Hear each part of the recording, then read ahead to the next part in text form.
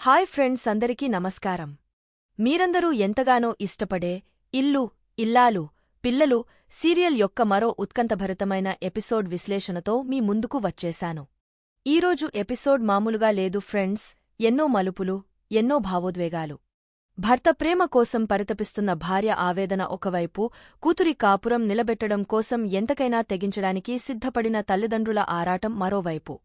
వీటన్నిటి మధ్యలో గతాన్ని అడ్డం పెట్టుకుని ఒక అమ్మాయి జీవితంతో ఆడుకోవాలని చూస్తున్న ఒక నీచుడి కుట్ర. అసలు ఈరోజు ఎపిసోడ్లో ఏం జరిగింది? వల్లి కాపురం నిలబడుతుందా? ప్రేమ జీవితంలో రాబోయే తుఫాను ఏంటి? పదండి, ఒక్క క్షణం కూడా ఆలస్యం చేయకుండా ఎపిసోడ్లోకి వెళ్ళిపోదాం.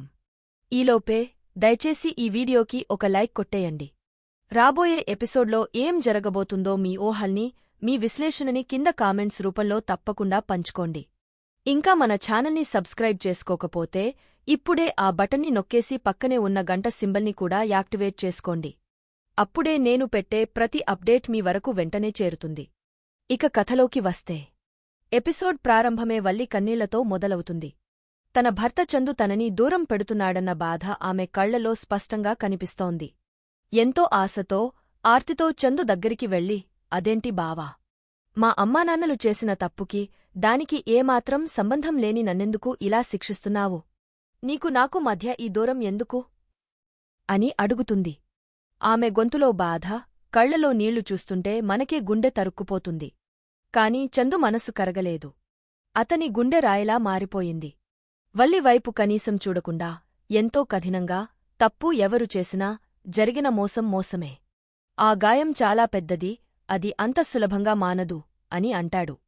ఆ మాటలు వల్లి గుండెలో శూలాల్లా గుచ్చుకుంటాయి. అలా కాదు బావా, నేను చెప్పేది విను అని వల్లి ప్రాధేయపడబోగా చందు ఆమెను ఇంకా అవమానిస్తాడు. ఆపు! ఇంకేమీ మాట్లాడకు. నీతో మాట్లాడాలన్న ఆసక్తి కూడా నాకు లేదు. ఇప్పటినుంచి నీ దారి నీది, నా దారి నాది. అనవసరంగా నా విషయంలో జోక్యం చేసుకోవద్దు అని నిర్దాక్షిణ్యంగా చెప్పేసి అక్కడినుంచి వెళ్ళిపోతాడు. భర్త అన్న ఆ మాటలకి వల్లి అక్కడే కుప్పకులిపోతుంది. తన ప్రపంచమే ముగిసిపోయిందని, తన బతుకు అంధకారంలోకి జారిపోయిందని విలవిల్లాడిపోతుంది. ఆ బాధను తట్టుకోలేక, కట్టుకున్న బట్టలతో ఏడుస్తూ పుట్టింటికి పరుగుతీస్తుంది. కూతురు అలా రావడాన్ని చూసి తల్లిదండ్రులు భాగ్యం, ఆనందరావు నిశ్చేష్టులవుతారు. ఏమైందమ్మా? ఎందుకిలా వచ్చావు? అని ఆందోళనగా అడుగుతారు. వల్లికి మాటలు రావు, కన్నీళ్లే సమాధానమవుతాయి. నేను ఆ ఇంట్లో ఉండలేను నాన్నా. నేను అక్కడ ఉండలేను అని వెక్కి వెక్కి ఏడుస్తుంది. ఆ సమయంలో వాళ్ల అన్నయ్య వచ్చి, నీకు ఏ కష్టం రాకుండానే కదా చూసుకుంటున్నాం. ఇంట్లో సమస్యలన్నీ పరిష్కరించాం కదా, మరింకేంటి నీ బాధ? అని కాస్త విసుగ్గా అంటాడు. అప్పుడు వల్లి తన గోడు వెళ్లబోసుకుంటుంది. లేదు, మీరు అనుకుంటున్నట్లు అక్కడ ఏదీ బాగాలేదు. ఆయన నాతో సరిగ్గా మాట్లాడటం లేదు. రోజురోజుకి నన్ను దూరం పెడుతున్నారు. ఆయన ప్రేమ లేకుండా నేను అక్కడ ఉండలేను అని తన ఆవేదనను వెల్లడిస్తుంది. కూతురి బాధను చూసి తల్లి భాగ్యం, అయ్యో పిచ్చిదానా, అలా ఏడిస్తే ఎలా? మగాళ్ళు అంతే. మనం వాళ్లని దారికి తెచ్చుకోవాలి. నువ్వు దగ్గరగా, ప్రేమగా ఉంటూ నీ మాటలతో, చేతలతో అతన్ని నీ వల్లో వేసుకోవాలి అని సర్దిచెబుతుంది. తల్లి మాటలకి వల్లికి ఇంకా దోహకం పొంగుకొస్తుంది. ఏమని నా వల్లో వేసుకునేది అమ్మా?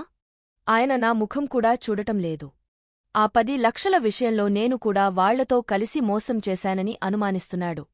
అందుకే నన్ను దూరం పెడుతున్నాడు అని కన్నీరుమున్నీరవుతుంది. ఇక తండ్రి ఆనందరావు, ఆడపిల్ల పుట్టినింట్లో కన్నీళ్లు పెట్టకూడదమ్మా, ఏడవకు. మేమున్నాం కదా, ఏదో ఒకటి చేస్తాన్లే అని ఓదారుస్తాడు. కాని వల్లి పట్టు వీడదు.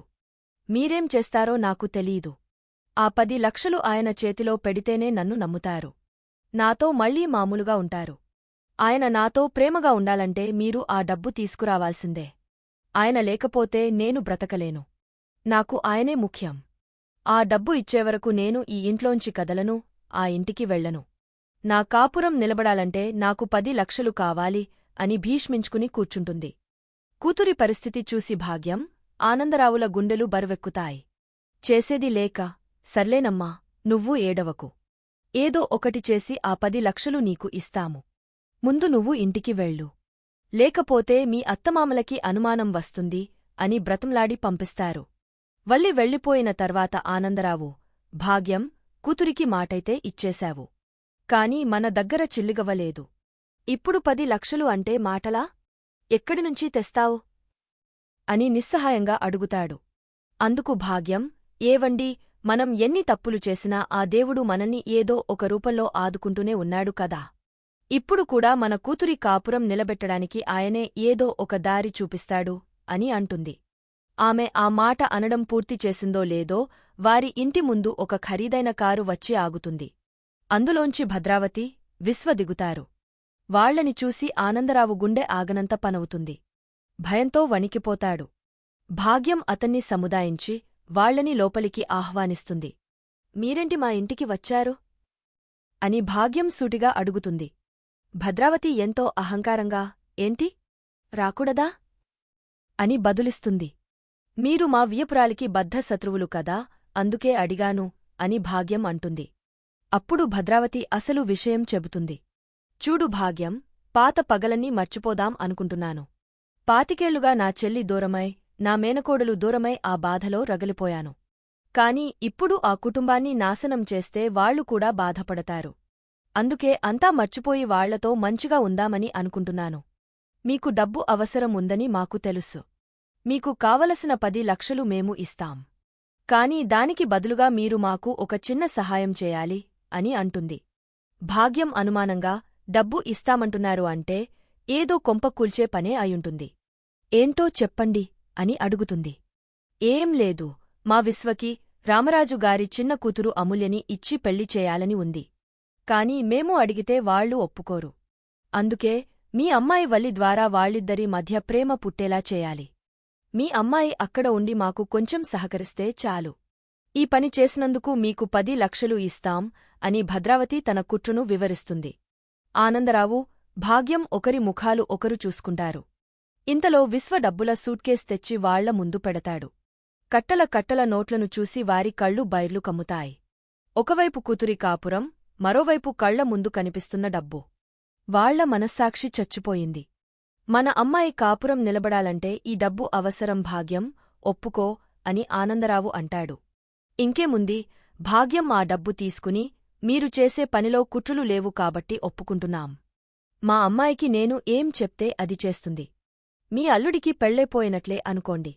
మీరు వెళ్ళొచ్చు అని వాళ్లకి మాట ఇచ్చేస్తుంది. చూశారా ఫ్రెండ్స్, కూతురి కాపురం నిలబెట్టే నెపంతో వాళ్లు మరొక అమ్మాయి జీవితాన్ని నాశనం చేయడానికి ఎలా సిద్ధపడ్డారో. ఇక సీన్ కట్ చేస్తే ప్రేమ వైపు కథనం మారుతుంది. కళ్యాణ్ పీడ విరగడైందని ప్రశాంతంగా ఊపిరి పీల్చుకుంటున్న సమయంలో ఆమె ఫోన్ మోగుతుంది. అది కళ్యాణ్ నుంచే.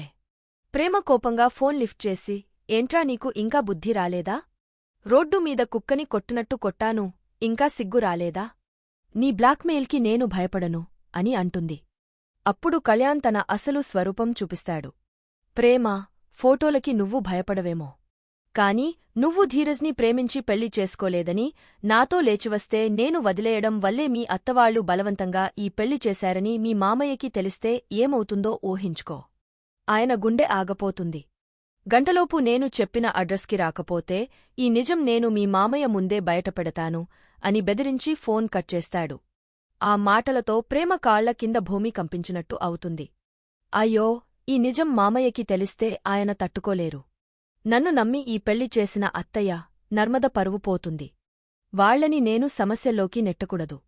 ఇది జరగకూడదంటే వాడు పిలిచిన చోటికి నేను వెళ్ళాలి అని తనలో తానే కుమిలిపోతూ ఆ నరకానికి వెళ్లడానికి సిద్ధపడుతుంది.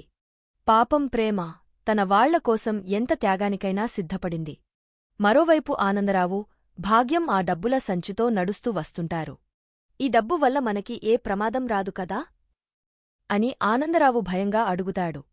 ఏమీ కాదు, ఈ డబ్బుతో మన అమ్మాయి సంతోషంగా ఉంటుంది. అదే మనకు కావాలి అని భాగ్యం ధైర్యం చెబుతుంది. అలా మాట్లాడుకుంటూ వస్తున్న వాళ్లు రోడ్డు పక్కన పానీపురి బండి దగ్గర ఒక అమ్మాయిని చూసి ఆగపోతారు. ఆ అమ్మాయి ఎవరో కాదు, వాళ్ల కూతురు వల్లి.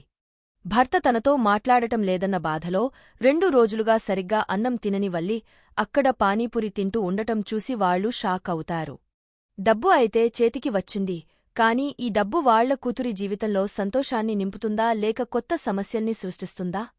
మరోవైపు కళ్యాణ్ పిలిచిన చోటికి వెళ్లిన ప్రేమకి ఎలాంటి ప్రమాదం ఎదురుకాబోతోంది? ధీరజ్కి ఎప్పటికైనా అసలు నిజం తెలుస్తుందా? ఇవన్నీ తెలియాలంటే మనం నెక్స్ట్ ఎపిసోడ్ వరకు ఆగాల్సిందే. చూశారు కదా ఫ్రెండ్స్, ఈరోజు ఎపిసోడ్ ఎంత డ్రామాటిక్గా ఉందో. ఈ విశ్లేషణ మీకు నచ్చినట్లయితే దయచేసి ఈ వీడియోని లైక్ చేయండి, మీ ఫ్రెండ్స్తో షేర్ చేయండి, మన ఛానల్కి తప్పకుండా సబ్స్క్రైబ్ చేసుకోండి. మరో మంచి విశ్లేషణతో మళ్ళీ కలుద్దాం. థాంక్యూ.